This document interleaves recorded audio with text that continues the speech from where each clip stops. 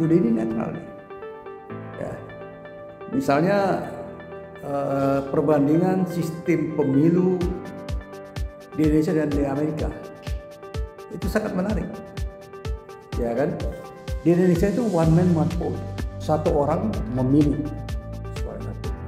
Kalau di Amerika sistem electoral college, ya, atau ada sistem yang bikin orang memilih tidak langsung pada capresnya, dia memilih pada orang yang akan mewakili untuk memilih.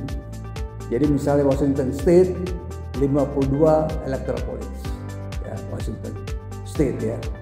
Ada lagi Washington DC. Jadi yang namanya Washington itu di Amerika dua, Washington DC sama Washington State. Washington State itu di Seattle, ya, Washington DC. Jadi itu bisa perbandingan, mari sistem yang sama. Kemudian juga misalnya termasuk mekanisme penyelesaian sengketanya gimana di Indonesia melalui MK kalau menyangkut hasil. Tapi kalau menyangkut pelanggar administrasi dia ke Bawaslu. Nggak puas Bawaslu naik ke PT UN. Ya.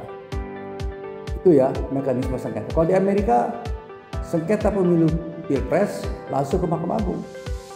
Ya, waktu Al Gore melawan Bush, ya, itu begitu mekanisme. Dan tiap-tiap negara itu punya ada sejarahnya.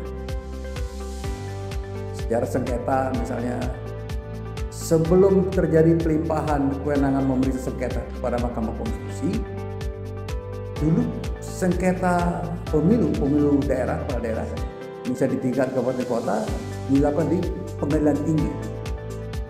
Nanti kalau pemilu gubernur dilakukan di Mahkamah Agung. Kebetulan di awal-awal pertama itu perkara sengketa dan perkara saya di Mahkamah Konstitusi. Dan di akhir sengketa di Mahkamah Agung itu perkara saya juga.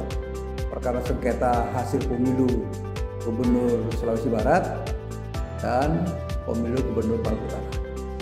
Dua-duanya saya menangkan. Ya, berhasil saya menangkan. Kemudian itu menjadi presiden untuk pemberian suara ulang. Jadi gitu.